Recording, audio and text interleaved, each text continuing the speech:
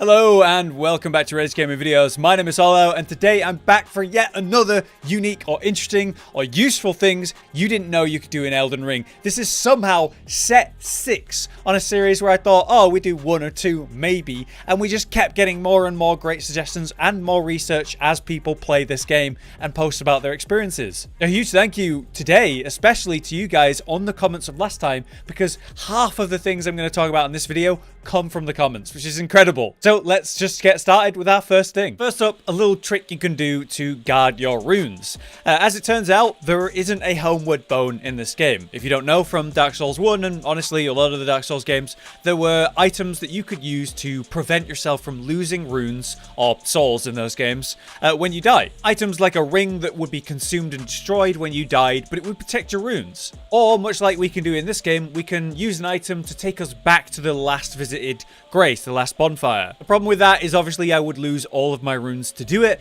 but there's actually a way to safeguard and prevent this in this game by using a Flask of Wondrous Physic. You can give yourself a buff to prevent yourself from losing runes. So as you can see, I have my million there, and I don't even have to go pick them up again. I just have them. I am fully protected. What's incredible about this is as I take this buff, you can see it appear, it's that twig at the top. It actually lasts 3 full minutes. So if you're not sure and confident in a boss fight, maybe it's not going well, or maybe you just want to do some runs in practice without risking your runes and getting them stuck in the boss room, you could just pop this halfway through the fight or before you go in and just make sure to die within those 3 minutes. The name of that tier though is the Twiggy Cracked tier, and you get it here just north of Lindell in the Ultimate Plateau region from this minor Erd tree. It's actually in a bowl that's guarded by a few small enemies. There's not actually an Erd tree avatar, so you can run and just pick it up and get out of there quickly. Alright, next up I have a simple but very effective trick that comes from speedrunning, and we can use it in a few different ways. So let me give you the first obvious example. Say I've bitten off a little bit too much more than I can chew, and I'm in danger, and I really don't want to deal with the 10 enemies that are chasing me right now, or whatever it is. You can actually reset your aggro and completely reset the mob that you aggroed, or the pack of mobs, by just quitting out like I just did. I'm going to be where I actually quit out, except the enemy has reset its aggro. So I can basically get myself into a really bad situation and then reset everything. But as another tip, and one that I certainly didn't know that you guys let me know in the comments last time, is you can also use the quit out tip mid-falling to your death. So as I am about to fall to my death here, I can quit out and prevent that death. So I'm going to jump off and I'm going to quit out. And I'm going to return to the edge at which I was almost falling to my death just beforehand, which is very useful. Thing is, if this happens to you suddenly mid-combat, unexpectedly, you might not be able to react as quick as I just did to prevent your falling and to your death. So what you can do is use various incantations or sorceries that prevent falling for a period of time, such as basically any of the dragon incantations. You hang in the air, and as you can see, this gives me loads of time to quit out and reload back in. If you guys know any other incantations and maybe sorceries that can have you hang in the air, there's quite a few that I could think of that I haven't tested myself. Yeah, let me know. Put it in the comments and maybe we'll help more people. Now, one that you guys have been letting me know about pretty much since I started this series was all about the shackles, and I just haven't talked about it yet, so we're finally going to do it. Now in this game there are 2 shackles you can use. There's one for Moog, of course, and there's one also for Maggot/Morgott. Now the Morgott one we can buy from patches quite early on in the game, whereas the Moog one is actually technically easier because you just pick it up off the ground like so, but it's in an awkward spot as you can see. This is underneath Lindell, quite near to the underground roadside grace, your first one when you're underground Lindell. From that grace we can just kind of cross over and immediately drop down. Where I was standing was at the base of this area, all the way at the bottom. You just work your way down, carefully dropping without falling too far. Then when you've made it to the base of this area, you just need to head to your east, and you will see it on the ground just behind the big lobster. And there's actually a crack in the wall here you can go in as well, and this leads down to a catacombs with a grace very conveniently. The shackle can be used basically anywhere, which is pretty cool, and it does an AoE around it. Now it might look small, as its true purpose is to shackle Moog in a fight with Moog, but as you can see, it serves a very useful purpose, especially in places like catacombs, where it does this AoE that is, like I say, bigger than expected. all the way from down there, I was able to reach that fire totem and deactivate it. For some reason, it seems to, as you can see, interact and activate and deactivate them from downtown. Now, obviously, you can get the Moog Shackle in the way that I showed you, or you can go very early to the Murkwater Cave here in Limgrave and go buy Margit's one from Patches. In either way, these are going to serve as very useful items every time you're in one of these catacombs or dealing with one of these damn totems. They also reveal invisible walls because of the interaction. It seems to have a hitbox to it. And you can even use them to destroy certain chariots like the ones in the Azura hero's grave as an alternative way to deal with them. So yeah, these shackles, even though they're meant to just be a mini CC in the Moog and Margit/Morgott fights, yeah, they're pretty useful in the open world. Last time, I was showing you the wonders of the torch, the beast repellent torch, which is able to completely ward off multiple types of beasts, like, for example, the packs of wolves, which were annoying to deal with early game, or, more importantly, those super irritating basilisks, especially late game, because you don't want to get petrified. Well, as you guys let me know, there's another type of enemy that this torch works against, and my god, and I'm glad to have this in my toolkit. In Caelid, and in a few other places, the lovingly named T-Rex dogs here are nightmarish, especially if you're coming here early. As it turns out, it will also ward them off. As you can see, they will not attack me until I attack them. And the thing about the way this interaction works is, if I were to attack one of these, the other will not attack me. So instead of fighting them in a group, which would be an absolute nightmare scenario with these things, yeah, I can take them one at a time, which is much easier. And it's not like I actually have to be holding the torch up. As long as it's in my hands, that does the job, as you can see. And I can put the torch away, and then that will suddenly let them aggro against me again. So they're both going to aggro on me, which is going to be a scary situation. But I just pull out the torch again, and they go back to being in their passive state.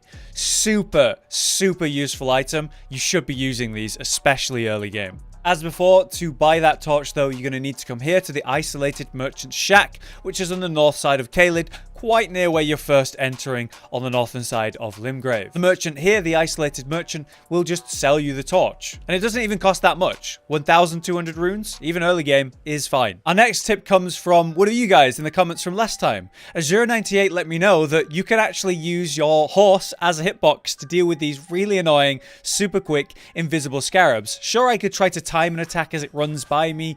That does work, and it's usually what I do, but sometimes it takes a few minutes, and it's very annoying. But it doesn't matter what kind of build you're on. If you can mount up, like so, on Torrent, and then pull out like a bigger, heavier weapon that has one of these unique heavy attacks you can hold and channel like so, then that's a great way to catch these things. Even though I don't have the stats to use this big, heavier weapon, I don't need to. As you can see, I just hold the heavy attack and it creates a hitbox around me, and as soon as that beetle enters the hitbox, it takes the damage and dies. As you can see, this is a +0 flamberge that I do not have the stats to use, and it still one-shots it. This has been a game changer for me, so thank you, Azura. That's so helpful. Here's a really cool detail that I was unaware of. Apparently, you can stack Destined Death, and there is a limit on it though. So Destined Death is when you're throwing out this deep red, blackish, reddish effect. That is on 3 things. So you've got the weapons I'm using here, the black knives. There's also Maliketh's actual sword that you can use his boss soul for, or the Maliketh incantation, the black blade here. This one has the same effect, summoning that red blade, which we can combo twice, and in the current patch it comes out even quicker, which is cool. What's particularly exciting then is the fact that, like I say, it stacks. So as I hit this enemy with it, you'll see that there's a grey bar representing how much health it's lost, that 10%. Then if I hit it with a black blade, it stacks. So that bar, that grey bar, is now bigger. Apparently though, there is a limit. We cannot do 3. Only 2 will stack at once. I guess they wanted a limiter so it doesn't become outrageous. You see the grey bar grew there as I reapplied that. Super cool. So this enemy is down 20% health. And obviously that's going to be really useful against enemies with big health bars, such as this giant. Next, a simple but, yeah, really effective tip from Doomtree. He let me know that you can actually use the Gravitas Ashes of War, and I guess other AoE spells or incantations or Ashes of War to clear out the mausoleums, the walking mausoleums here, and get to them much quicker. Instead of doing the normal, very awkward process of hitting each of these white skulls, we can just use AoE Ashes of War. Now, the gravity ones are kind of the perfect pick. As you can see, I'm able to clear out that whole thing in one singular Ash of War, which is really satisfying. And then we have a different one here.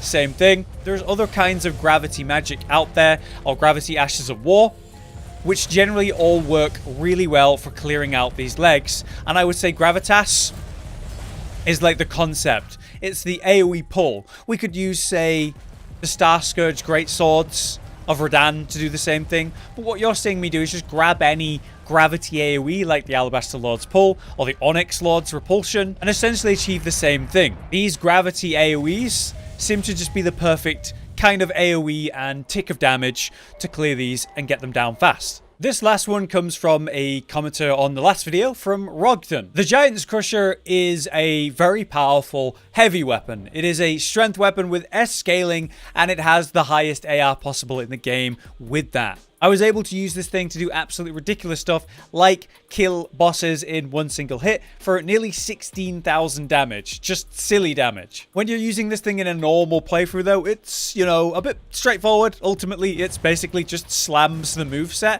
but it comes with a unique R2, which is a flip slam. Ooh, very special. I joke, but it is a fun weapon, as simplistic as it is. But the idea behind this weapon, the concept of it, is it's a weapon that was used in the war against the giants, used to kill giants. So it made sense to me when Rogdun said, did you know this weapon does 20% extra damage against giants? So we just did 1,845 damage with a heavy attack to this guy. There's one enemy that is definitely a giant in this game, and that is the literal fire giant. So we're going to see how much damage we can do with that R2, see if it is that extra 20%. Here we go. Okay, yes! Yes, that was 2,700 plus damage in one single hit, and we instantly broke the leg thing as well. That's pretty impressive. Try for another hit here. 3,600 damage. Okay, no, I just did the math. It is roughly 20% increased damage after all. Yeah, that's pretty cool. So, yes, we can use the Giant's Crusher to do extra damage to giants.